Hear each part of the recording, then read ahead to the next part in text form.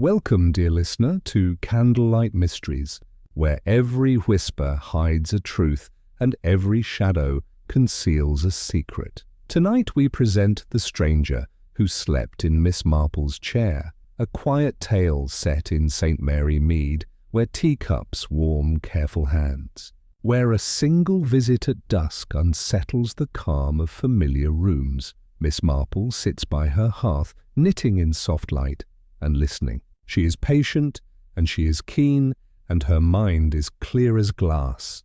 When a courteous traveller asks for rest, she notes his careful shoes. She notes the tired way he folds his hands, the torn thread at his cuff. She notes the hush that lingers after he rises and takes his leave. In this village, small things are never small, and kindness has memory. The mood is gentle. The air holds a faint scent of rain and leaves. Maplewood Manor stands beyond the green, its windows quiet and still. A letter waits, an old portrait watches, a key is missing from a drawer. Truth will arrive by quiet steps, guided by manners and observation. The heart will speak in small signs, and the past will ask to be heard. Chapter 3. Evening settled over St. Mary Mead with the calm of an old friend. Lamps glowed in cottage windows as the sky turned a soft blue. Miss Marple sat by the hearth with her knitting. The fire whispered in the grate, and the mantel clock kept its patient beat. She had placed a fresh cushion on her armchair. The chintz showed tiny roses that pleased her eye. The teapot breathed a little steam on the side table. A plate held 2 slices of seed cake, which she intended to share. There came a firm knock at the door. She laid down her knitting and rose. Her joints ached a little in the weather, though she never complained. She opened the door to find a gentleman who inclined his head with quiet courtesy. He was of medium height and neatly dressed. His coat was dark and simple, and his collar showed a faint scuff. His eyes seemed kindly and very tired. He asked if he might be directed to the vicarage. Miss Marple smiled and stepped aside.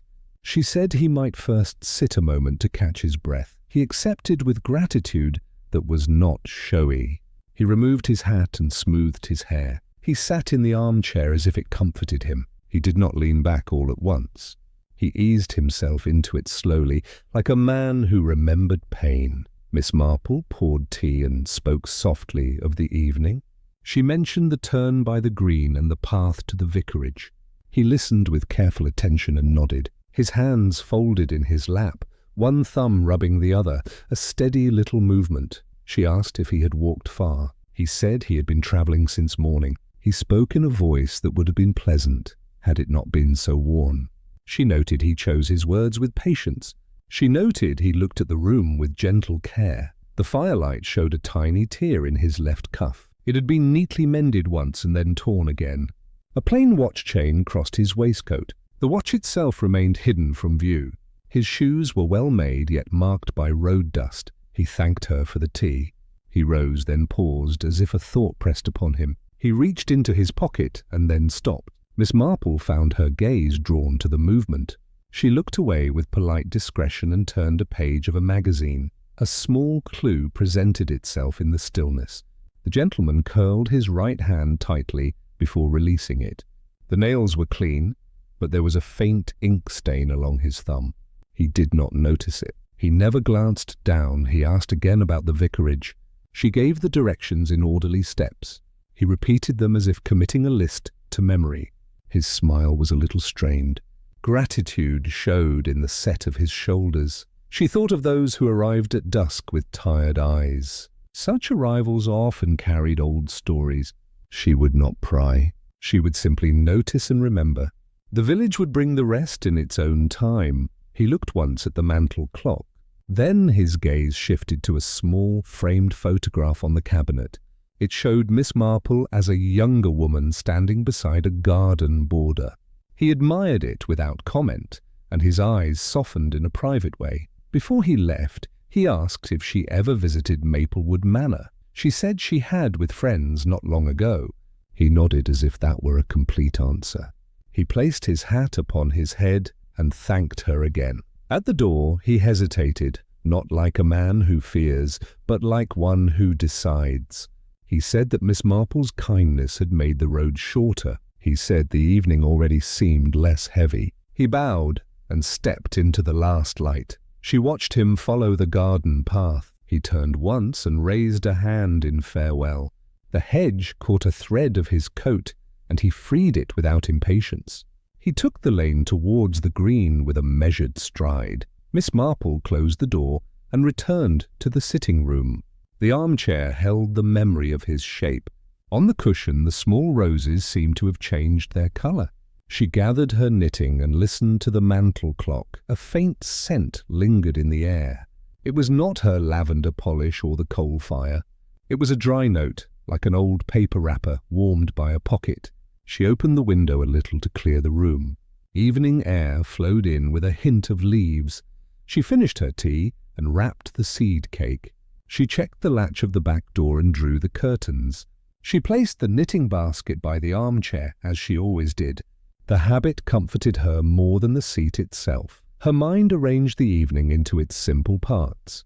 A traveller, weary, precise in speech, a cuff torn and mended, ink on the thumb, a steady look at Maplewood Manor, though no reason given. Directions to the vicarage repeated twice. She smiled at the fire and told herself not to imagine.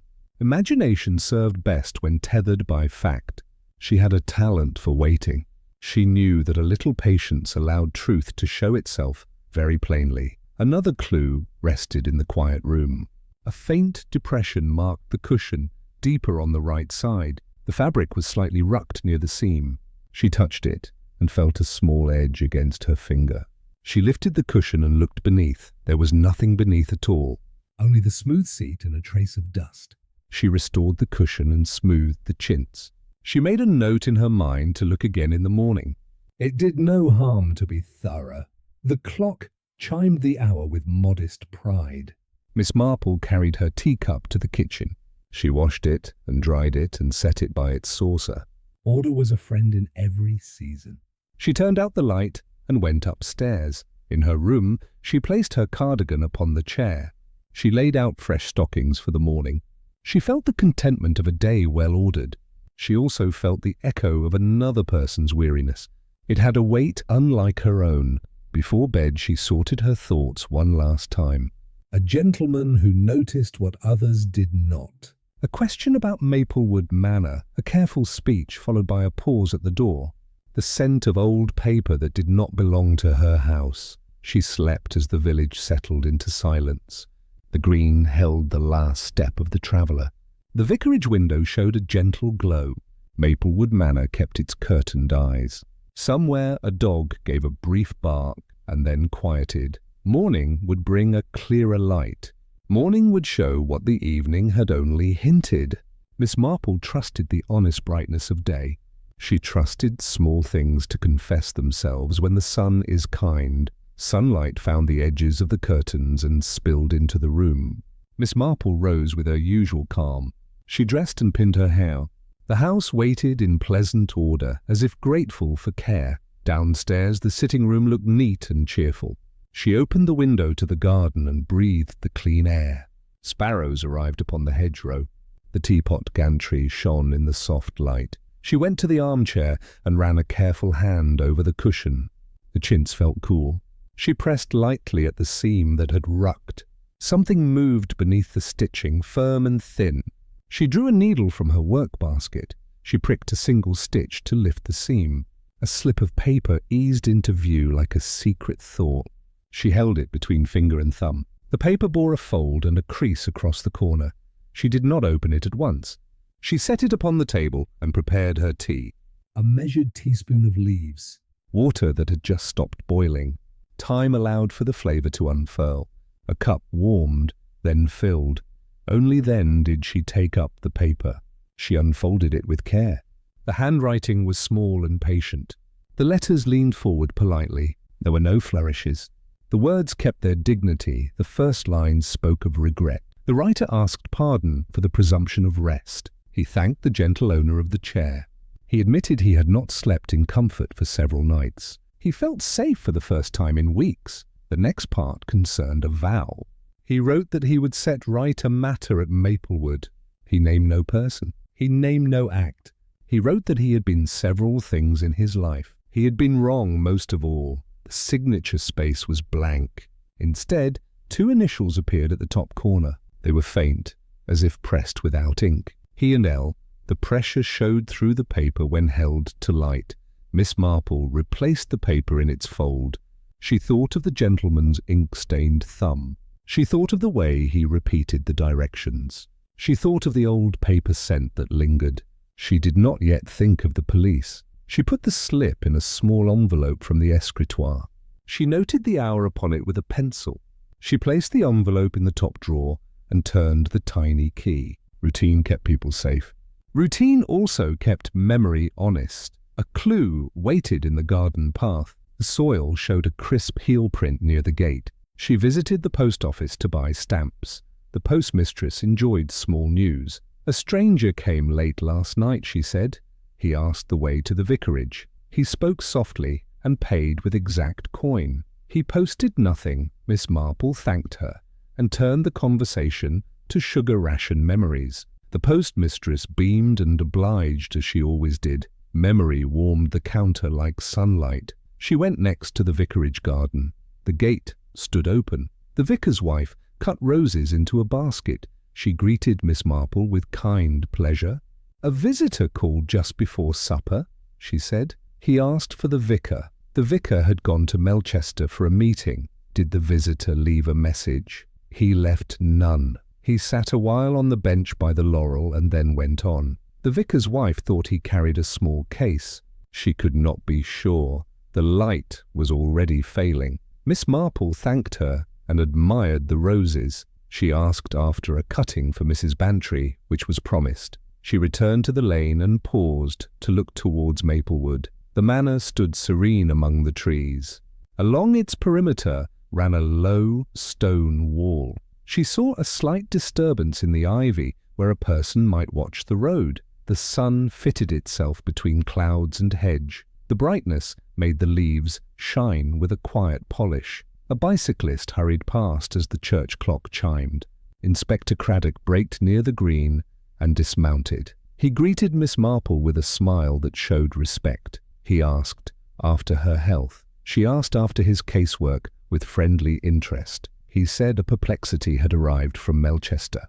A man had taken a room and then vanished. The landlady could not say when he left. He had given a false name. The description fit many men, and yet none. He suspected a tired fellow with caution and purpose. Miss Marple considered the pattern of words. She invited the inspector to share a cup of tea. He accepted, for he understood the value of such visits. They walked back through the lane as the wind touched the hedges. In her sitting room, she poured fresh tea and served seed cake. Inspector Craddock looked around with a professional eye. He noticed the order and the comfort. He looked at the armchair where the cushion lay smooth. He asked if she had seen anyone unusual. She said a polite traveller had asked for directions. He rested for a moment. He drank tea. He left with thanks. She did not mention the slip of paper. She thought discretion wiser until she felt the shape of the truth. Another small clue showed itself during their quiet talk. A darker thread clung to the cushion seam. It was not from her knitting. It was wool, very fine, and cut rather than torn. The colour was the sober blue of city office suits. Inspector Craddock followed her glance and nodded. He remarked that careful men leave careful signs. He asked whether the traveller had looked abroad in the room. She said he had looked at the photograph and the mantel clock. He had also looked at nothing at all which can be telling. The inspector spoke of Maplewood Manor and recent disturbances. A caretaker complained of lights seen late. A maid had mentioned a door that would not stay locked. Silver polish went missing and then reappeared. Nothing truly stolen, everything unsettled. Miss Marple poured more tea and listened. She felt the truth approach with quiet steps. It did not rush. It knew its way. She asked if the inspector had been to the gardener's cottage behind the manor.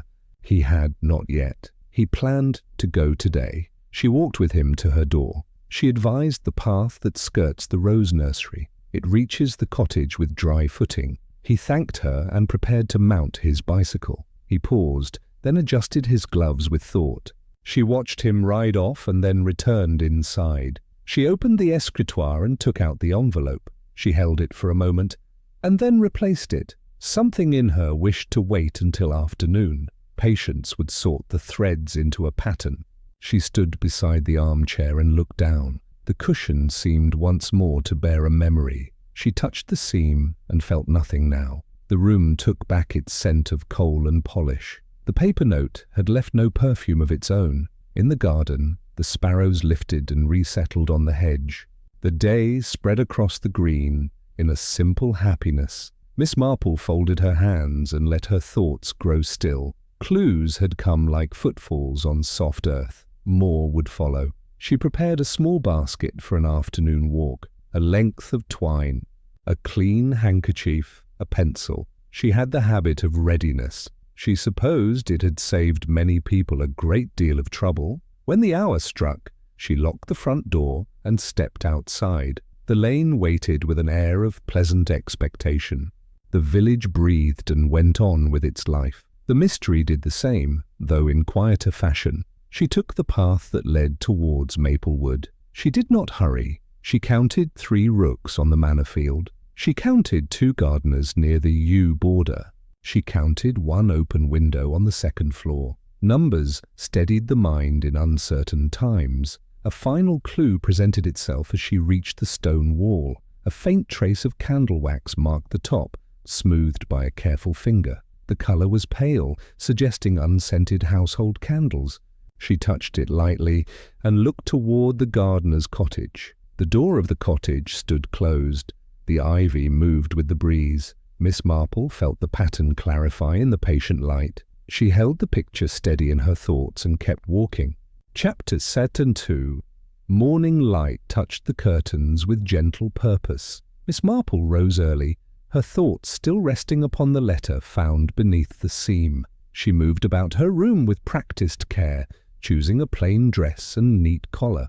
The day had that fine stillness which precedes inquiry. Downstairs the clock marked 8, precisely. The fire in the grate caught easily. She placed the kettle upon the hob and took a slow glance about the sitting room. All seemed well ordered, yet she felt that quiet strain that follows a mystery entering domestic life. The armchair waited near the hearth, harmless in its familiar grace. Miss Marple stood before it and smiled as if at an old friend. She wondered at its curious importance.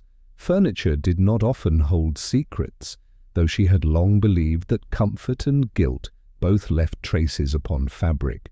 She sat a moment to test the cushion. The chintz pressed back kindly, yet she could not forget the letter folded and hidden there. She remembered the stranger's voice, its courteous restraint, the sadness that clung like dust upon his coat. The initials E.L. whispered at the back of her mind. Outside, a cart rattled toward the green. Mrs. Bantry's maid waved from across the lane. Miss Marple waved in return and went to fetch the Morning Post. The newspaper carried a small notice. About Melchester, local man, missing, police seek information. She read it twice, then folded the paper neatly beside her teacup. A gentle knock sounded at the door. It was Mrs. Bantry herself, brisk and full of chatter. She entered with the air of a woman bringing news. Her hat tilted cheerfully, though her eyes betrayed curiosity. She had heard, as one always did in St. Mary Mead, that a stranger had come calling. Miss Marple poured tea and offered a slice of cake. Mrs. Bantry accepted both. She asked, as if idly, who the gentleman might have been. Miss Marple answered truthfully that she did not know. He had asked the way to the vicarage and seemed fatigued. Mrs. Bantry spoke of the notice in the paper. A man from Melchester had failed to keep an appointment with the local solicitor. His name, she thought, was Edward Latham. The coincidence was plain enough to stir Miss Marple's quiet mind. A small clue appeared as they spoke. Mrs. Bantry mentioned that the missing man had once served in the Foreign Office and had retired suddenly after a lost investment. She remembered hearing of it through her cousin at the ministry. Miss Marple listened, stirring her tea in slow circles. When her visitor departed, Miss Marple wrapped her shawl and set out for the post office. The air smelled faintly of rain upon dust. She greeted Mrs. Wren, who ruled the postal counter with neat precision. Miss Marple inquired about any unusual correspondence. Mrs. Wren, delighted by the attention, recalled a letter without return address posted at dusk the evening before. She thought the handwriting refined, though unfamiliar. It had been sealed in plain brown paper and bore a Melchester stamp. Miss Marple thanked her and purchased a penny stamp for politeness. She made note of Mrs. Wren's description and stepped out once more. Her path turned toward the lane leading to Maplewood Manor. The hedges shimmered with dew. A robin hopped ahead, bold in its small confidence. Miss Marple walked without hurry, pausing to admire a clump of late roses. She reflected upon the oddness of her guest asking about the manor when claiming to seek the vicarage. At the crossroads, she met Inspector Craddock. His bicycle leaned against the gatepost. He greeted her warmly and asked whether she had seen the newspaper notice. She had. He explained that Mr. Edward Latham had indeed vanished from Melchester 2 nights earlier. The inspector's expression held concern. He described a man of good bearing and mild temperament, travelling alone with a small case. Miss Marple listened, and then said quietly that such a man had sat in her armchair not 24 hours past. Craddock removed his hat and looked at her with thoughtful respect. He asked if she might recall details of appearance or manner. She did so, describing his speech, his hands, his careful politeness. The ink mark upon his thumb caught the inspector's interest at once. He promised to send for confirmation from Melchester and took his leave. As his bicycle wheels turned down the lane, Miss Marple felt again that curious pull between pity and suspicion. She returned home before the sky turned grey. Rain began to fall in thin lines against the window. The armchair seemed once more the quiet heart of the mystery. She sat opposite it, knitting with gentle rhythm, her eyes resting often on its empty form. Her mind turned to the letter's words, the tone of confession, the mention of Maplewood, the vow to set something right. It was the sort of note written by those who wish to be judged kindly after the fact. A small clue revealed itself in her memory. When Mr. Latham had risen from the chair, he had glanced toward the mantel clock with relief, as if counting down to some appointed hour. That glance now seemed weighty with intention. The fire crackled softly. Miss Marple folded her knitting upon her lap. Her heart was steady, her curiosity patient. She knew that mysteries often began in comfort and ended in sorrow. She intended to follow this one from the hearth outward, thread by thread. Rain had passed by afternoon, leaving the hedges bright and dripping. Miss Marple ventured once more into the village, her umbrella tapping the stones in quiet rhythm. She met the vicar on the path to the churchyard. He greeted her warmly and spoke of the previous evening. A gentleman had indeed called at the vicarage, but only briefly. The maid had shown him to the study, yet when the vicar entered, the room was empty. No note had been left. Miss Marple thanked him and continued on. She felt the faint unease of coincidence hardening into connection. A man called Edward Latham sought the vicarage, spoke of Maplewood, vanished from Melchester, and wrote a letter of regret at the grocer's. Conversation flowed with natural ease. Mr. Trent, the shopkeeper, recalled selling a packet of matches and a candle to a stranger on the previous evening. The man had been polite and paid with exact change. He had carried a small leather case, dark brown with brass corners. Miss Marple's mind held these facts in quiet balance. She did not force them to fit. She knew that truth settled of its own accord when given time. She returned home with a bag of flour and a new thought. The stranger's glance at Maplewood Manor might have been recognition. Perhaps he had known its former owner, or perhaps its current tenant held the key to his trouble. A small clue emerged that evening while she prepared supper. She noticed the faintest line of dust upon the windowsill, broken by a small round mark. Something metallic had rested there briefly, perhaps the key that had fallen outside. She took her magnifying glass and looked closer. The outline showed a short stem and a round head. A key indeed, and not her own. She smiled softly. After supper, Inspector Craddock returned. His manner was more alert than before. The Melchester authorities confirmed the missing man's name and history. Mr. Latham had withdrawn a sum of money from his account 3 days prior, leaving a note for his landlady that he might be away. Miss Marple invited him to sit and offered tea once more. The inspector glanced at the armchair and hesitated before accepting another seat. He asked if she believed the letter might hold importance. She admitted that it might, though it lacked clear statement. She handed it to him for examination. He read it twice, then folded it with care. He said that such writing spoke of deep remorse, perhaps for a moral rather than a criminal offence. They discussed Maplewood Manor, now rented by Lady Edgeworth, widow of the late Sir Julian. The inspector noted that Lady Edgeworth had been seen visiting Melchester a fortnight ago. He wondered aloud if Mr. Latham's disappearance related to her affairs. Miss Marple's eyes rested on the fire. She recalled that Lady Edgeworth's family had once been troubled by a small scandal involving missing bonds. Such things seldom vanish without leaving a trail. A clue revealed itself in the inspector's remark about handwriting. He noted that the pressure of the pen showed uncertainty, as if the writer trembled. Miss Marple smiled slightly. She thought of Mr. Latham's firm speech, his measured breath. The trembling came not from age but from conscience. Craddock rose to go, promising to visit Maplewood at dawn.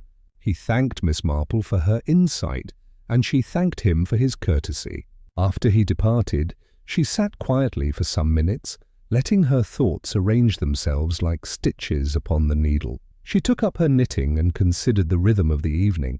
Each loop of yarn carried a reflection. Human nature seldom changed, though its disguises grew clever. Pride, guilt, and longing all spoke in the same quiet tone. As the clock struck 9, she looked again toward the armchair. The cushion bore no sign of what it had held. The roses in the fabric seemed to fade in the firelight, as though growing weary of secrets. She stood and placed her hand upon the chair's back. The wood felt warm from the hearth. She imagined Mr. Latham's presence as a faint echo, his sigh, his folded hands, his eyes fixed on something far beyond the room. Miss Marple whispered a thought only to herself. Rest may come easily to the weary, but seldom to the troubled. She turned down the lamps and closed the curtains. Outside, the wind lifted through the trees around Maplewood. Somewhere in the dark, a candle flared behind an unseen window. The manor, she thought, had not yet finished with its visitors. She climbed the stairs, her step steady upon each tread. At her bedside she paused to write a few notes in her small book, initials, a date, a scent, a sound. The page held more meaning than most would guess. When she lay down, the village was still once more. The church bell marked the hour. Miss Marple folded her hands upon the coverlet and closed her eyes, her mind already preparing the quiet questions that morning would bring. Chapter 3. The morning began with the low hum of rain upon the hedges. Inspector Craddock arrived early, coat damp, expression alert. He had news that pressed for attention. Miss Marple invited him in, and the kettle whistled softly between them. The inspector reported that Edward Latham's name was confirmed. The Melchester station clerk remembered him boarding a local train bound for St. Mary Mead 2 nights ago. He had purchased a single ticket, carried a small brown case. Craddock believed the man might have sought someone here. Perhaps at the vicarage, perhaps at Maplewood Manor. He mentioned a gardener's cottage behind the manor, long unused, that now showed signs of entry. Miss Marple's eyes brightened, though her voice remained gentle. She said she recalled that the old cottage once belonged to the head gardener, who had died the previous winter. The key had never been found since. A small clue surfaced in Craddock's next remark. A village boy named Tom had been seen near the cottage the evening before. He had spoken of candlelight flickering inside, though the windows were dusty and the door locked. Miss Marple fetched her shawl and umbrella. She would walk with the inspector, she said. Rain had eased into a thin mist, perfect for quiet discovery. Craddock did not argue.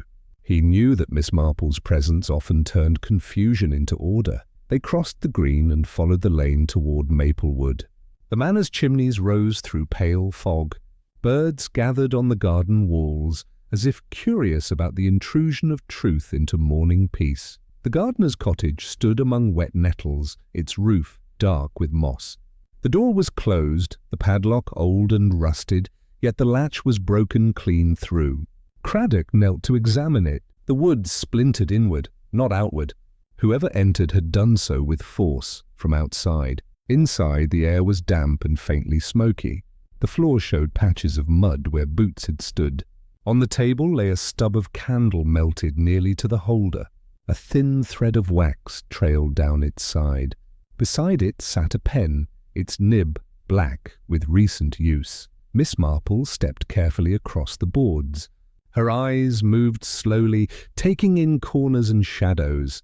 The hearth was cold but bore traces of ash. She touched the mantel and found soot, fresh enough to smudge her fingers. A chair faced the table, drawn back slightly as if its occupant had left in haste.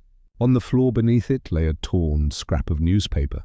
She stooped to pick it up. It bore a half-sentence. Appointed trustee of estate, Lady Edgeworth, to attend in person.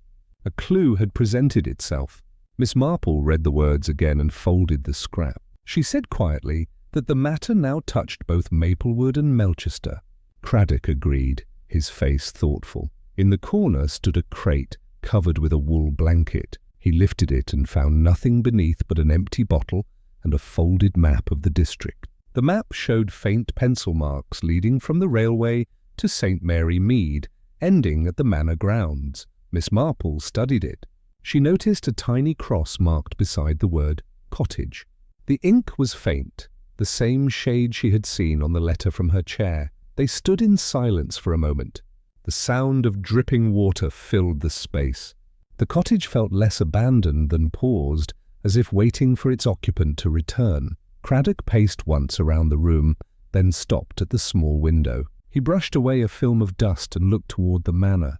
A narrow footpath connected the two, half hidden by lilac bushes. Miss Marple traced the direction with her gaze. She said softly that a person could move unseen from the cottage to the manor at night. A candlelight, glimpsed through leaves, might well go unnoticed.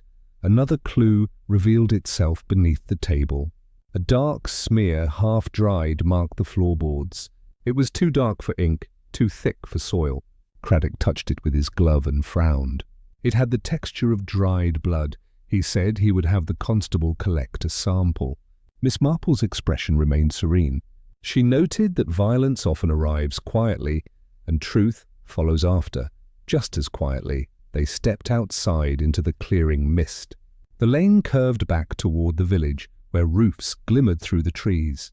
Craddock paused, glancing once more at the cottage. Miss Marple watched him and said that the smallest detail might yet speak. She asked him to recall whether the missing man had carried anything besides his case. Craddock thought for a moment, then said the landlady mentioned a walking stick of dark wood. She smiled faintly. No such stick lay in the cottage. She tucked that absence into her thoughts. Absence, after all, could be as revealing as presence. They returned together to the village green. Craddock promised to send constables to search the nearby hedgerows.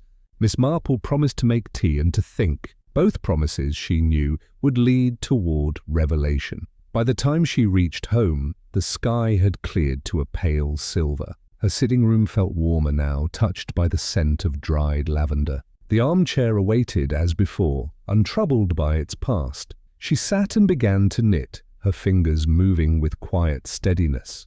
In her mind, the clues aligned like threads in a tapestry, a letter of remorse, a missing man, a cottage disturbed, and the word trustee linking all. As the afternoon light faded, a knock sounded once again upon her door. It was young Tom who stood upon the step, cap in hand and boots muddy.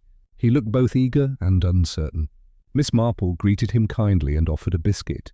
He accepted with solemn gratitude, as if entering a courtroom rather than a cottage. He said he had come to tell the inspector something important. When Craddock left the cottage earlier, Tom had lingered nearby, hoping to find his lost marble. Instead, he found a small metal button near the path. It bore a crest shaped like a lion's head. Miss Marple examined it under the lamplight. The engraving was faint but distinct. She recalled having seen such buttons before upon the waistcoats of gentlemen's club stewards in London. The connection stirred an idea. She asked where Tom had found it. He said it lay half buried near the cottage gate. No other footprints were there except the inspector's and hers. She thanked him and gave him a penny for his honesty. When Tom left, Miss Marple placed the button beside the folded letter from her drawer. She felt certain the two belonged to the same story. A clue took form in her mind, not of crime yet, but of consequence. The stranger's remorse, the manor's secrecy, the blood on the cottage floor, all seemed bound by a single act, long past its time for justice. Inspector Craddock returned near dusk, boots dark with soil. His tone carried the weariness of pursuit. The constables had found no walking stick, though they discovered faint drag marks along the hedge between the cottage and the manor's cellar door. Miss Marple listened closely. Drag marks spoke not of walking but of burden. She asked if they led to any sign of digging. Craddock nodded gravely. A shallow patch of disturbed earth lay near the boundary. He had ordered it examined at dawn. They sat together once more beside the hearth. The fire burned low, the tea was warm, and the silence between them was companionable. Miss Marple spoke quietly, sharing Tom's discovery of the button. Craddock took it up and studied the crest. He recognized it at once.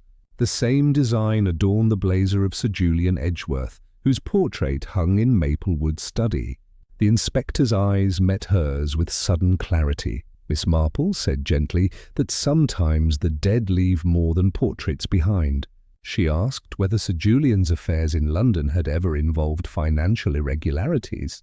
Craddock confirmed that rumours existed: missing trust funds, lost securities, a sudden illness preceding his death. They both sat very still. A candle burned between them, its light soft and even. Another clue surfaced when Craddock mentioned that Lady Edgeworth had dismissed 2 servants within the month. One, a footman, had worked briefly at a London club. Miss Marple's thoughts moved with quiet precision. The lion's head button might well have come from his coat, or from another man wearing such livery. Craddock resolved to question Lady Edgeworth directly. He would do so carefully, for she held a delicate reputation.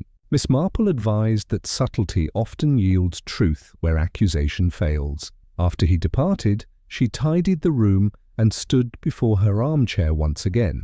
The chair, which had begun the mystery, now seemed an ally, a silent witness to weariness, confession, and human frailty. She touched the cushion lightly and whispered a thought that Mr. Latham had not chosen her home by chance. Something in St. Mary Mead had drawn him, not refuge, but reckoning. The hour grew late. Rain returned, soft as memory upon the window. Miss Marple drew her curtains and set her knitting aside. She recorded her observations in her small notebook: button, blood, map, initials EL, each word steady, each clue awaiting its companion. As she prepared for bed, a carriage passed along the road. Its wheels made little sound on the wet stones. She glimpsed the shape of it through the lace, dark, curtained, and bound toward Maplewood. She did not wake the inspector, though she noted the time. 10 minutes past 11. She trusted that the night, as always, would bring one more whisper of truth. The next morning, she would visit Maplewood herself. She intended to ask Lady Edgeworth about the past, but more gently than any policeman could, for now the fire sank low and the village fell into sleep. Somewhere beyond the trees, a candle still burned within the manor. Its glow flickered like a conscience refusing rest. Miss Marple watched it fade, her mind calm and waiting. She knew that the heart of a mystery, Chapter 4, the fate unfurled across the vicarage lawn with practiced grace. White tents lined the gravel path. Ribbons fluttered in a mild breeze. Laughter rose and settled like small birds finding perches. Miss Marple arrived with a basket of scones and a patient smile. She greeted the vicar's wife and thanked the ladies at the flower stall. Her eyes moved easily from stall to stall. Nothing hurried her. Nothing escaped her. Lady Edgeworth stood near the lemonade table, pale and polished. A pearl brooch fastened her collar. Her smile pleased the onlookers, yet held careful distance. The manor's housekeeper hovered nearby with a close watch. Mrs. Bantry drifted to Miss Marple's side and spoke softly. There had been quiet talk of missing heirlooms at Maplewood. Teaspoons, a small salver, a trinket box. Nothing grand. Everything unsettling. Miss Marple listened and folded the thought away. A boys' choir practised under the elm. The notes brightened the air and made old faces kind. Inspector Craddock walked the periphery with an easy stride. He greeted villagers. He watched hands as well as smiles. Miss Marple nodded to him and continued on. At the cake auction, a young maid from Maplewood carried a tray. She kept her eyes on the ground with careful humility. Someone behind Miss Marple murmured the name Edward Latham. The tray shivered in the maid's hands. The cakes rattled. She steadied them and walked on. Miss Marple's gaze followed the maid with gentle interest. She had the look of a girl who had overheard more than she wished to know. The housekeeper moved quickly and took the heavy tray from her grasp. The maid's shoulders lowered, then stiffened again. Whispers about a new tenant for the dower cottage on the far lane. Newly arrived from London, she said. Club connections, discreet employment. She did not know the name. Miss Marple stored the remark beside the lion's head button in her drawer. She thought of uniforms and clubs and men who carried messages home on their sleeves. She considered Sir Julian's old friends and their fondness for quiet doors. The choir ended. Applause followed. Lemonade lines grew again. Lady Edgeworth excused herself and walked toward the rose table. Inspector Craddock followed at a distance, choosing shadows over sunlight. Miss Marple reached the rose table before the lady. She examined the shallow bowl once more. The crack along the rim showed a thin line of old repair. It had been mended years before, then used with care. A faint ring of residue circled the inside like a quiet tide mark. The Maplewood maid arrived and offered the lady a clean handkerchief. Lady Edgeworth accepted it and pressed it to her wrist. Miss Marple had not seen the cause, yet the gesture felt rehearsed. The housekeeper stepped between them and folded the used cloth away. A human observation settled around the three women. Respect bent the maid's shoulders. Duty stiffened the housekeeper's spine. Poise held the lady's face. Each roll fit like a glove that had shrunk a little in the wash. Inspector Craddock addressed Lady Edgeworth with courtesy. He asked if he might call later that day for a brief inquiry about household matters. She agreed. Her eyes did not waver, though her hand tightened on the bowl's base. The vicar announced the final auction, a small salver donated by a benefactor who wished to remain anonymous. The crowd admired the polish and the curve. Miss Marple stood very still. The pattern on the rim matched the set once displayed in Maplewood's sideboard. The bidding rose, then folded quickly. The housekeeper bid once. The solicitor raised her. The housekeeper shook her head, and the gavel fell. Mr. Field paid at once and asked that the salver be wrapped in brown paper. Miss Marple felt the air grow thin. Brown paper, a refined hand, Melchester stamps. She watched the solicitor tuck the parcel under his arm and exchange a glance with Lady Edgeworth. It was a small glance. It held a full sentence. Another clue revealed itself near the choir benches. Tom had found something again. He approached Miss Marple with a solemn face and opened his palm. A thin sliver of wax lay there, pale and brittle. He said it had stuck to the heel of his shoe near the lemonade stall. She thanked him and asked him to tell the inspector, softly. He went at once. Craddock accepted the wax and looked at the rose bowl. His thoughts moved like men at drill. Miss Marple saw the shape of them and said nothing. The fate began to fold into late afternoon. Tents sighed, ribbons tugged less briskly. People counted coins and told one another they had enjoyed themselves. Miss Marple walked the path once more and allowed the day to settle in her mind. She stopped at the plant stall and purchased a pot of thyme. The woman who kept the stall had served once as a parlour-maid at the manor. She remembered Sir Julian's love of candle-lit studies and polished metal. She said he liked to see his face in every surface at night. Miss Marple thanked her and tucked the thyme into her basket. She pictured the study at Maplewood, a portrait, a locked drawer, a man who wished to see himself clean again. The past kept a mirror, even when the present turned away. Inspector Craddock returned from a discreet circuit near the lemonade. He spoke of 2 empty matchbooks in the bin, and a third folded inside a pocket where it did not belong. He would ask about brands and suppliers at the grocer. They agreed to walk to Maplewood before dusk. The vicar's wife thanked everyone and pronounced the fête a blessing. The band played a final hymn. The choir's last notes hung like scent upon the air, soft and persistent. Miss Marple and the inspector crossed the green together. Their steps matched without effort. Her basket swung lightly. His notebook rode silent in his pocket. Each carried a tidy measure of the day's secrets. They reached the gate of Maplewood and paused. The ivy along the wall showed the same narrow disturbance she had seen before. A bird startled from within and fled into the evening light. Craddock noted the time and the weather. Miss Marple noted the hush. A small clue waited at the gravel turn by the side door. A single cufflink lay half hidden among the stones. It bore the lion's head crest to match Tom's button. Miss Marple lifted it with her handkerchief and held it for the inspector to see. Craddock's eyes steadied on the polished face of the lion. He said quietly that the club steward had visited the manor last week delivering a parcel. It was the last signature of a man who had built his respect upon deceit. Miss Marple folded the paper again.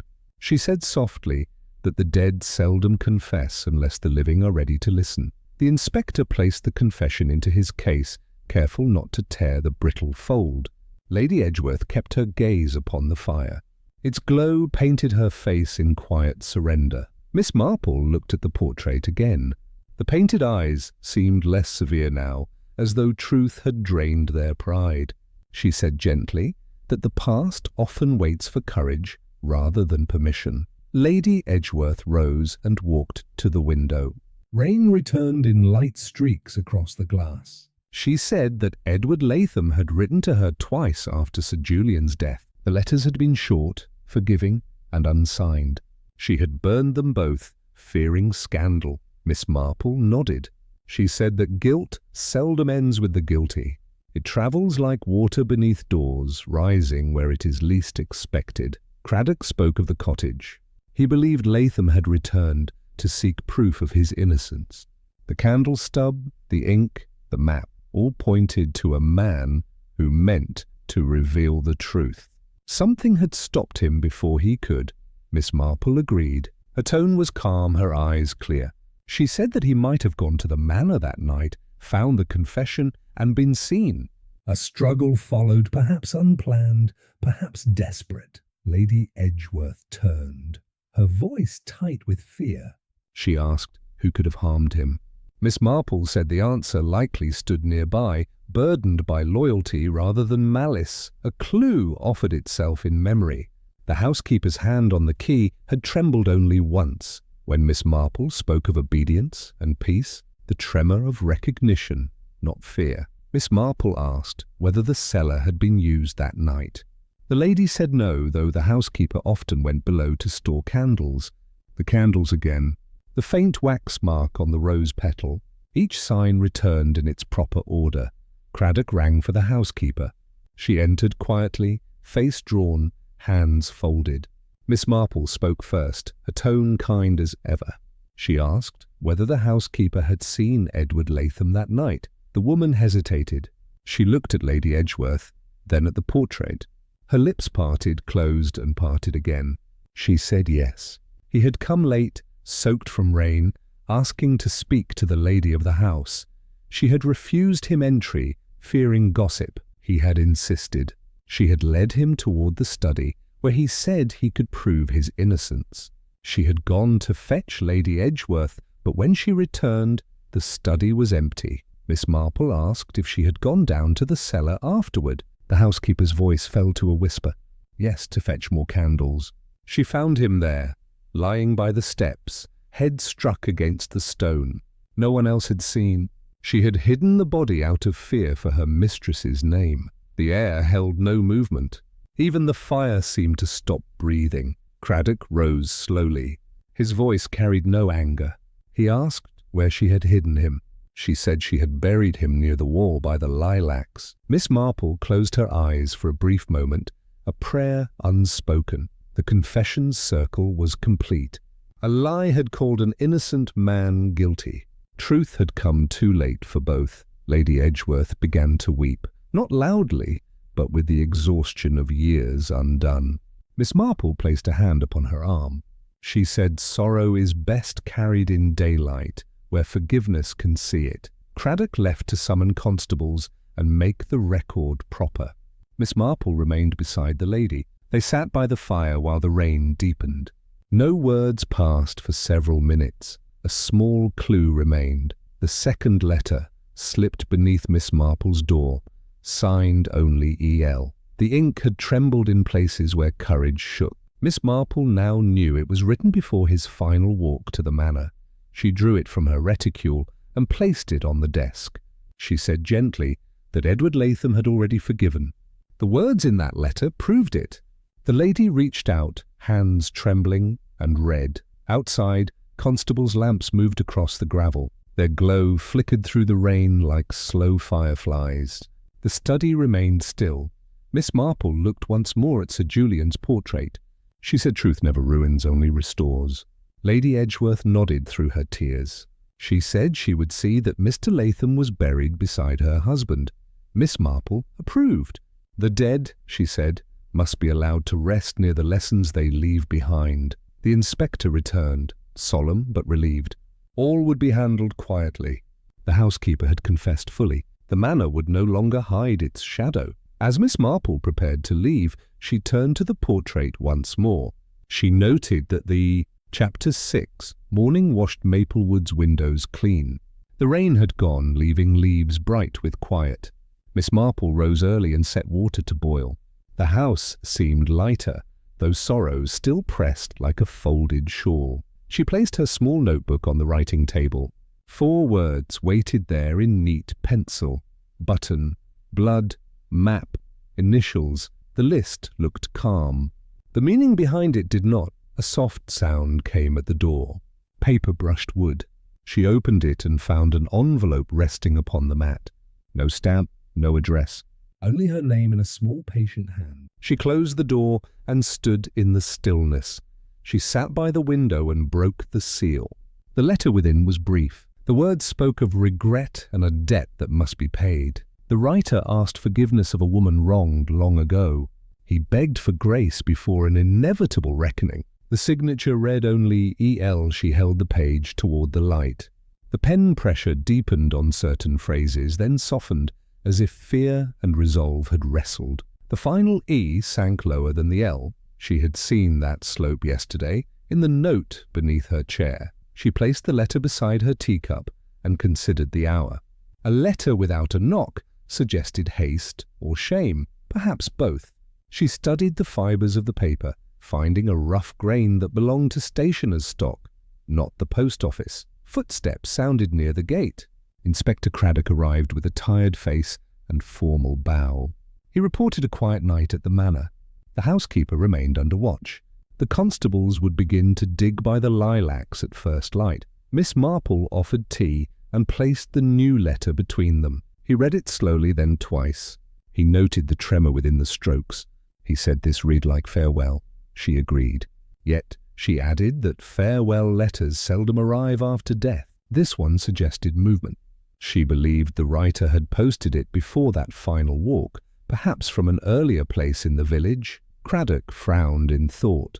He asked where such a letter might have been left safely. She answered at once. The old railway station, now half closed, kept a night room for parcels.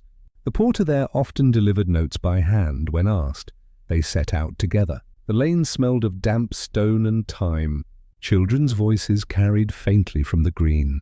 The church bell marked the hour with quiet pride. The station crouched by the hedgerow at the village edge. Its paint had faded to a gentler blue. A cat slept on the scale, tail folded like ribbon. The porter, Mr. Ablewhite, emerged from the ticket hatch with a brisk nod. He knew both of them, and he liked to be useful. Craddock asked about late postings. Mr. Ablewhite rubbed his chin and looked at the ledger. 2 parcels left by a club messenger last week. 1 note handed for delivery the previous evening. He had slipped it beneath Miss Marple's door at dawn, as promised. Miss Marple thanked him and asked about the bearer. A gentleman in a dark coat, precise in manner, weary in face. He paid in exact coin. He seemed to count the seconds between trains. He asked if the porter believed in forgiveness. Mr. Ablewhite looked embarrassed as he said it. Miss Marple's voice softened. She assured him that even railway stations could hold such questions kindly. The porter brightened and went on. The gentleman left by the back path toward the footbridge. He carried no stick. A small clue offered itself in the corner of the office. A locker door stood ajar, numbered 7. Inside lay a thin rectangle of brown paper. No parcel remained. Only a torn corner with string still tied. Craddock secured the scrap with care.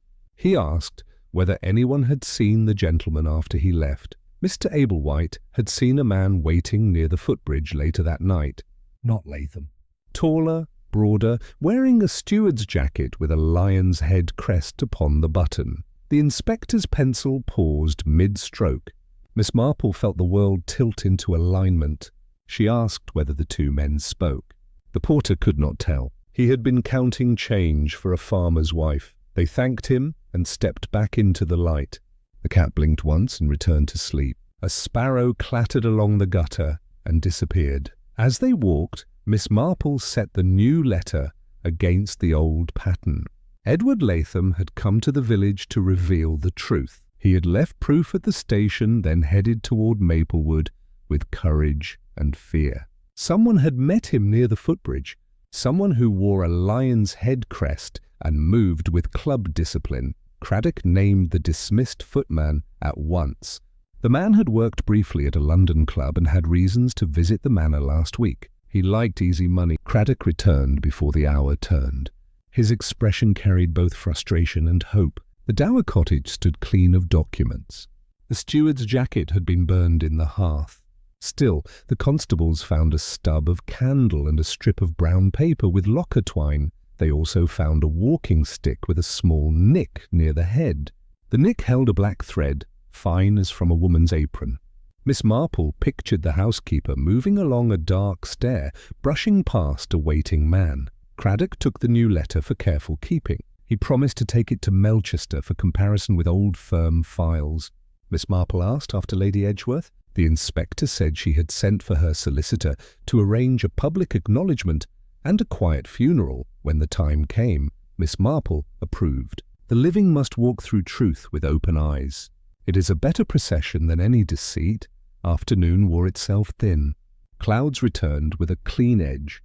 Miss Marple set bread to toast and wrote a note to Mrs. Bantry. She asked for company at 6 and for a simple favour at dusk. Mrs. Bantry arrived in her brisk way, hat at an angle, curiosity aflame. Miss Marple handed her a folded shawl and a small lamp. They took the footpath behind the gardens toward the railway footbridge. She had asked her friend to watch the far hedge and nothing more. They reached the bridge as the light softened.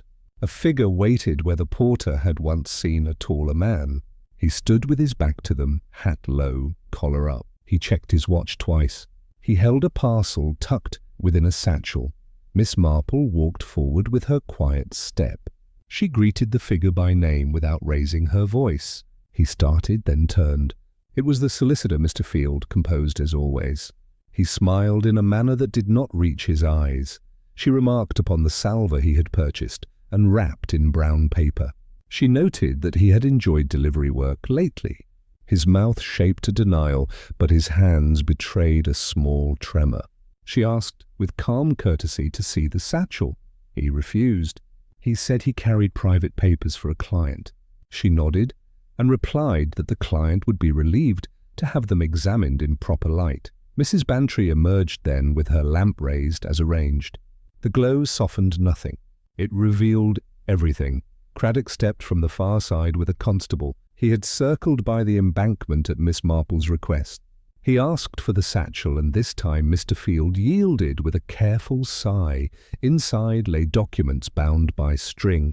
Trust accounts, letters, a brief typed note listing securities once misappropriated by Sir Julian. There was also a small envelope addressed to Lady Edgeworth, never posted, sealed with wax. Miss Marple asked gently why he stood here waiting. Mr. Field said he had promised a man from London that he would deliver papers in exchange for discretion. He had paid half already. He had hoped to keep the papers and his name both safe. Craddock recorded the statement without heat. He said the law would sort the matter, though it preferred honest statements to clever bargains. He dispatched a constable to escort Mr. Field to the station office. Evening gathered like a folded blanket over the hedges. Miss Marple and Mrs. Bantry walked home, the lamp steady between them. The village, faithful as ever, received them with small lights blooming in windows. Miss Marple set the recovered envelope on her writing table. She would give it to Lady Edgeworth in the morning. She placed the letter from E.L. beside it, and the room fell into a peace shaped by paper and patience. A human observation rose as she smoothed the desk blotter. People who fear scandal often become its authors, while those who face truth rarely feed it. She believed Lady Edgeworth would face it now. Craddock returned once more before the hour. He looked tired but satisfied. The footman from London had vanished by train at noon. The network would find him. The solicitor would answer for his part. The housekeeper had given a full account. She had asked forgiveness of the lady and of God. Miss Marple listened and folded her hands. She asked him to keep the second letter safe, the one signed E.L. for the inquest. The tone would matter. Jurors understand humility even when they distrust men. He agreed and stood to go. The fire had burned low. The night spoke softly against the panes. Miss Marple walked with him to the door. She returned to her chair and placed the basket at her feet. The cushion's roses glowed in the lamplight. The chair had welcomed a stranger. It would now welcome the truth that stranger carried as his last gift. She closed her notebook and wrote a final line for the day. Reckoning is only another word for repair.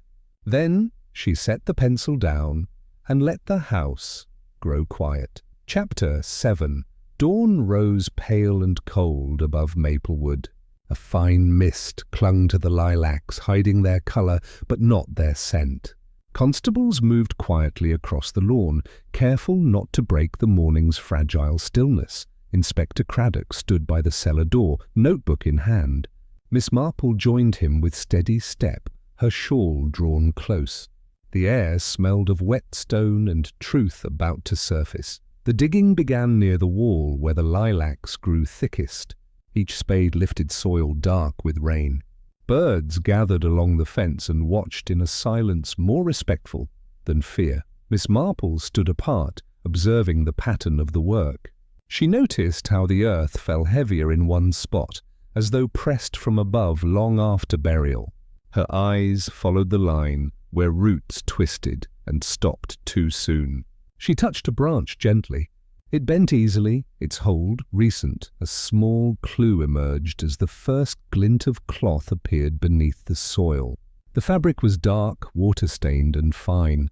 Craddock motioned for care. The men worked slower, hands now using trowels instead of spades. When the shape resolved itself, the inspector removed his hat. The body lay on its side, arms folded as if for rest. The face, though softened by time, still carried the weary peace Miss Marple remembered. Edward Latham had returned to her chair, only to find his grave beneath another's garden. The constables withdrew, while Craddock examined the surroundings. A broken walking stick rested near the roots. Its handle bore a notch with a single black thread caught tight within. Miss Marple recognized it at once, the thread from the housekeeper's apron. She spoke quietly. The housekeeper had not meant murder. She had meant concealment, a mistake grown monstrous under secrecy. Craddock nodded. His expression held more weariness than anger. He directed the men to lift the body with gentleness. Miss Marple stepped forward and brushed soil from the cuff. The sleeve button gleamed faintly through the mud. A lion's head polished by rain. She drew a breath. The steward's coat again. Craddock leaned close. The button did not match the others. This one was new, its crest sharp and untouched by years. He looked toward the manor windows. Somewhere inside, someone kept a box of such buttons still waiting to be used. They wrapped the remains and carried them toward the path. Miss Marple followed in silence, her umbrella point tracing the rhythm of thought. Each clue now settled into its rightful place. A sound broke the hush, the quick tread of boots upon gravel. Lady Edgeworth came from the terrace, her gown trailing through the mist. She looked neither left nor right, only toward the burden on the stretcher. Her voice, when it came, was low and clear. She asked if it was him. Craddock answered yes. She closed her eyes and inclined her head. The stillness of her posture spoke apology beyond words. Miss Marple touched her arm lightly. The lady whispered that the housekeeper had confessed everything before dawn. She begged to accompany them to the station. Craddock consented with grave courtesy. Another clue revealed itself as they walked. A second path wound from the cellar door to the stable yard, newly trodden though the rain had fallen all night. Miss Marple paused to study it. The impressions were deep, the stride longer than the housekeeper's. She knelt and pressed a gloved finger into the print. The shape of the heel was narrow, the tread recent, the pattern foreign to the constable's boots. She told Craddock quietly that someone else had visited the grave before them. He frowned and signalled two men to follow the trail. It curved toward the gate near the orchard and vanished into grass still bent from passage. The inspector straightened. He said the second visitor had come to ensure silence, perhaps to remove what Latham still carried. Miss Marple agreed. She said the steward's coat had been burned, but the buttons remained scattered where conscience had trembled. They returned inside. The study awaited, its air faint with beeswax and unease. The portrait above the hearth had been covered with a cloth, yet its outline pressed through like memory refusing to fade. Craddock placed the broken walking stick upon the desk. Miss Marple examined the fracture. The break showed two impacts, one clean from struggle, one splintered from weight. The first told of defence, the second of concealment. Chapter 8. Morning opened with a gentle light over St. Mary Mead. The air felt rinsed and clear. Bells from the church drifted across the green like calm thought. Miss Marple prepared tea and placed 3 extra cups upon the tray. Inspector Craddock arrived first, neat and grave. His notebook was closed. His eyes looked less tired than before. Lady Edgeworth came next, veiled but steady. Mrs. Bantry followed, brisk of step and warm of heart. Tom hovered by the door, eager yet shy. They gathered in the vicarage sitting room. The fire breathed in the grate. The vicar offered prayers for mercy and truth, then withdrew with a kindly nod. Miss Marple thanked him and took her place by the small table. She said that the story should be told fully and gently. Human hearts accept truth better when it arrives with manners. Craddock inclined his head, ready to listen as much as to judge. A small clue began the telling. Miss Marple lifted the broken walking stick. Its notch held the fine black thread taken from the housekeeper's apron. The stick had snapped first in struggle, then under weight as the body was moved.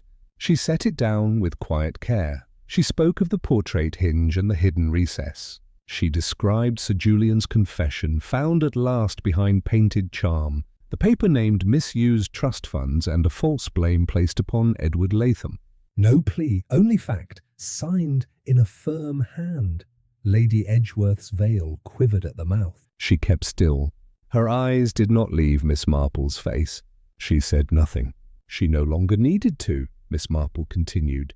Latham had come to the village to restore more than his name. He wished to return documents, explain old ledgers, and beg pardon. He posted proof at the station locker and sent farewell letters to 2 women, one burned by fear, one saved by chance. Craddock added only the smallest points. The porter's ledger, the locker key, the parcel, collected by a steward with a lion's head crest.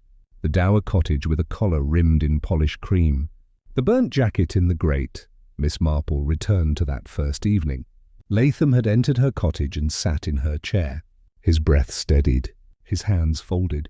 He asked the way to the vicarage. He then asked, almost in silence, whether kindness might still exist in a village built on memory. Another clue rested on the table. She placed the cufflink found by the manor gravel beside Tom's brass button. Both bore the lion's head.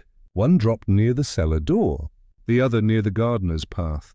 Separate threads, same braid. Tom stood straighter under her glance. His eyes shone, though he kept very quiet. He had been brave in small ways that mattered. Miss Marple spoke of the fete. She named the polished smudge on a glove, the wax fleck on a rose petal, and the anonymous salver wrapped in brown paper. She described Mr. Field waiting by the footbridge with a satchel of truss papers. She said fear had led him to bargains. Truth had led him to yield. Craddock confirmed each piece, sparing words. He watched Lady Edgeworth, who listened like a person learning to breathe again. Miss Marple reached the heart of the matter. Edward Latham had gone to Maplewood on a stormy night to open the portrait recess. He meant to show the lady her husband's own confession. The housekeeper met him at the door and tried to turn him away. Duty pressed hard upon her. Habit pressed harder. The cellar steps were narrow and slick. Voices rose and tangled in the close air. The stick came up in defence. A slip, a fall, a single blow against stone. Silence afterward. Then fear. Large as any man, Miss Marple's voice softened. She said the housekeeper loved her mistress's name more than her own peace. She hid what should have been confessed. She carried a good intention to a wrong place and stayed there too long. A small clue closed the first half of the tale. Miss Marple lifted the candle stub from the cottage. A thin scrap clung to its base, faint with the club crest. The same hands that polished silver had melted wax over quick plans. Wax kept a memory. Plans did not. The room held a living silence. The fire made a soft breath within the grate. Lady Edgeworth's hands stopped trembling. She looked at Tom and managed to smile. Miss Marple prepared the final turn. She poured fresh tea, then folded her hands. All that remained was to set Edward Latham's last choice in its right light, so that pity would not stand in the way of justice. Inspector Craddock opened his notebook and did not write. He asked Miss Marple to finish. She inclined her head and continued, her voice steady. She said that Edward Latham returned to St. Mary Mead, not to escape, but to repair. He left documents at the station for safekeeping. He wrote 2 letters of forgiveness. He was ready to face any charge once truth had been shown. He met Henry Miles near the footbridge. Miles had served at the manor and the club. Miles learned, through a chain of gossip and vanity, that papers would move through the village. He planned to take a share and bury the rest. A small clue supported this meeting. Mr. Ablewhite heard a question about forgiveness from a weary gentleman. Later he saw a taller man at the bridge in a steward's coat. The coat burned later, but buttons seldom burn. They roll away and wait. Miss Marple said the 2 men kept apart that night. Latham went to Maplewood with courage and trembling both. Miles kept to the edges. When Latham fell in the cellar, Miles followed the housekeeper's fear rather than his own conscience. He removed what might be found and promised himself that silence would keep him whole. Craddock spoke briefly. Silence had not kept Miles whole. It had led him from one false bargain to another. He had returned to the lilacs to move the body only when discovery neared. He confessed when the chain of facts left him nowhere else to stand. Miss Marple turned to Lady Edgeworth with a kindness that did not waver. She said that sorrow belongs first to those who remain. Sir Julian's hand wrote the first wrong. Others followed in its path, but Edward Latham refused to be its last echo. He wrote to forgive. He travelled to repair. He went to the study with the courage of a humble man. Lady Edgeworth raised her veil. Her face was pale, but her gaze was clear. She asked if Latham suffered. Miss Marple answered softly. It was quick. There had been fear. Then there had been no more. A small clue returned to the beginning. Miss Marple described the scent in her sitting room after Latham left. Not coal, not lavender. The dry warmth of old paper from a pocket that guarded a truth. He had sat in her chair with his last purpose close to his heart. Mrs. Bantry, who had kept silence as befits a good friend, dabbed her eye. Tom looked at the fire and tried to be less young. Craddock closed his notebook and allowed himself a breath. Miss Marple set the second letter on the table. It bore the steady initials E.L. She read 2 lines aloud in her calm way. "Beg pardon." Set right. She said those 2 lines told a larger story than any docket number. Craddock announced what would follow. The inquest would clear Latham's name. The housekeeper would be charged for concealment and later commended for a full confession. Mr. Field would answer for his bargains. Henry Miles would be held for attempted perversion of justice. Lady Edgeworth rose and stood very straight. She said she would bear her part before the village. She would speak the truth in the study where the portrait hung. She would request that the confession be read to her household and then placed with the trust papers for all time. Miss Marple approved. She said memory was the best guard when law has finished its work. She thanked Tom for his honesty and asked Mrs. Bantry to see him home. A human observation closed the circle. Miss Marple said that kindness, to be real, must be brave. It must open a door rather than draw a curtain. She looked toward the vicar's bookshelf and found comfort in its plain order. They rose to leave. The village green waited in mild sunlight. Children drew chalk houses upon the path. A dog slept by the pump. Ordinary life stood ready, as it always did, to receive extraordinary truth and turn it into steady days. Lady Edgeworth paused beside Miss Marple at the door. She said she would place fresh flowers beneath the portrait until the funeral. She would ask the mason to carve Edward Latham's name with care. Miss Marple promised to bring time from her garden. Outside, the air held the bright modesty of mended weather. Craddock walked beside Miss Marple, his coat catching the light. He asked how she first knew the story's shape. She smiled and said the chair told her. He looked puzzled, then thoughtful. She said the chair remembered weight, warmth, and the guarded press of a pocket. It kept the scent of old paper after the door closed. Furniture, like villages, keeps gentle records. They reached her gate. The roses nodded along the hedge. She thanked the inspector and turned toward her door. Inside, the room welcomed her with familiar grace. The armchair waited by the hearth with its chintz of small flowers. She set her basket down and folded her shawl upon the chair back. She felt the simple joy of an ordered room. She felt the quieter joy of a wound made honest. She wrote in her notebook a final thought for the case. Mercy and truth walk well together when invited. She placed the pencil upon the sill and listened to the mantel clock mark the piece. Evening would come, and with it the soft work of errands done, lamps trimmed, and tea poured. St. Mary Mead would rest.